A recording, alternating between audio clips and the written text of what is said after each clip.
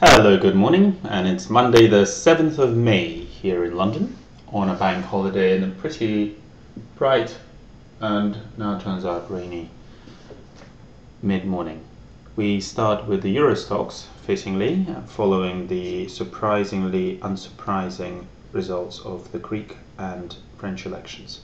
As you can see, EUROSTOXX gapped lower from the open, over 2%, and have since then closed that gap. So the gap low 2.6% and have since rallied 2.8%. It is possible now for me to remove the doubt about what this rally here was at the end of April and to use my alternate count here in red as the main count. So I will in fact move several labels. This is now the fifth wave, this must have been the third wave low, and that was the fourth wave high. And so the fourth wave here is probably somewhere here, and the third wave is here. This pattern does indeed look complete, and as I've been saying in a number of previous updates, while it was possible that mid-March to mid-April was a full sequence, it was unlikely. And it was more likely that we will make one more low in a wave 5 low, which I believe we have done. Now this rally, the 2.75, almost 3% rally from the low of this morning, is fairly impulsive. So while I'd be hesitant to call the end of the fifth wave here, just because it doesn't quite look complete, we must respect the fact that we're entirely back in the range, and the low may possibly be in. However, I wouldn't be surprised if we were to trip lower to 2150 or below. The key takeaway here from the EUROSTOXX chart from the mid-March high is that the whole sequence is likely coming close to the end. In fact, it may have ended already, and we have waves 1, wave 3, wave 4 here at the end of April, and wave 5 so far in May. If that is indeed the case, then either from here or possibly, if indeed we go on to make a marginal new low, we can expect a recovery rising quite high up, possibly sort of into 2,400 or so eventually, and I imagine that it will take shape like so. However, as I said again, we must stay on guard for marginal new lows. And the next chart is the French CAC,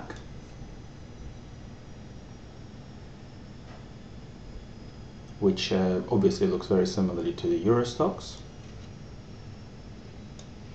And again, here we are. This had all along the main count, what is now the main count, wave 1, wave 2, wave 3.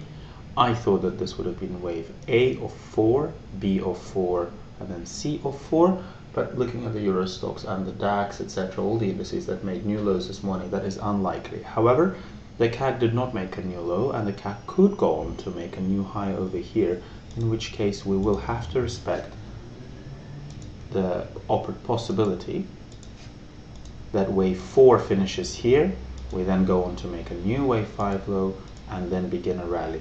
This, however, will look quite cumbersome. Then wave 4 will take almost a month, where wave 2 took maybe possibly a few sessions. So I wouldn't like that. I don't think that will look particularly appealing. However, the fact that this morning's low in the CAC did not make a new low below the April low is a good sign of non-confirmation and possibly a basing structure in the European stock indices. We now move on to the Dutch AEX. So the message again is fairly clear here.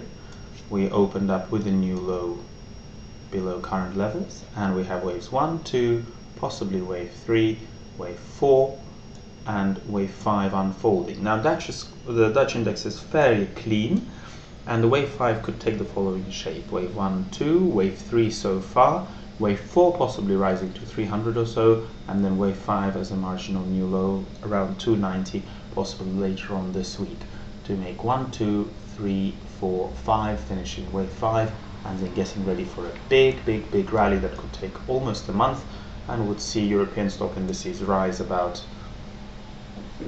9-10%. We now move on to the Italian MIB index. As you can imagine, the Italian and Spanish indices have been beaten up pretty hard. In fact, they were the ones that dragged the European indices, the EUROSTOXX, much lower.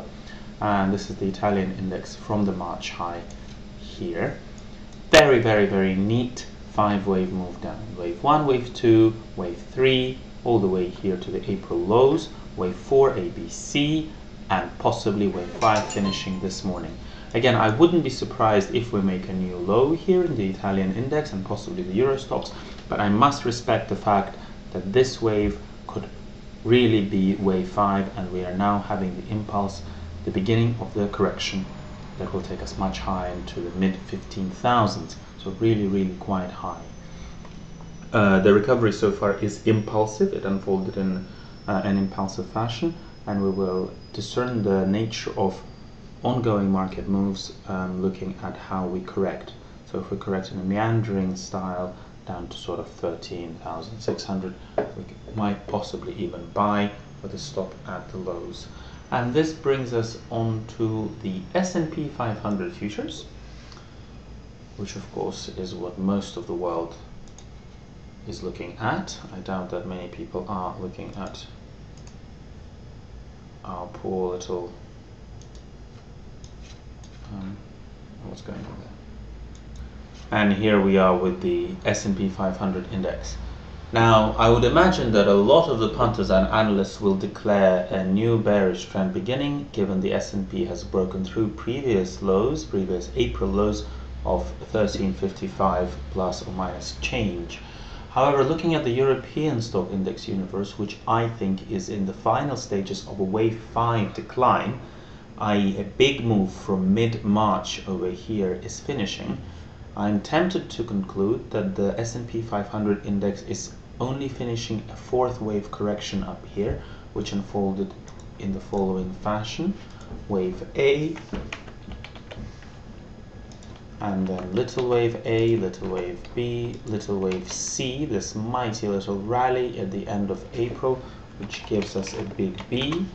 And so far we are 1, 2, 3, lacking 4 and 5 waves into a C wave that will conclude a big 4th wave here.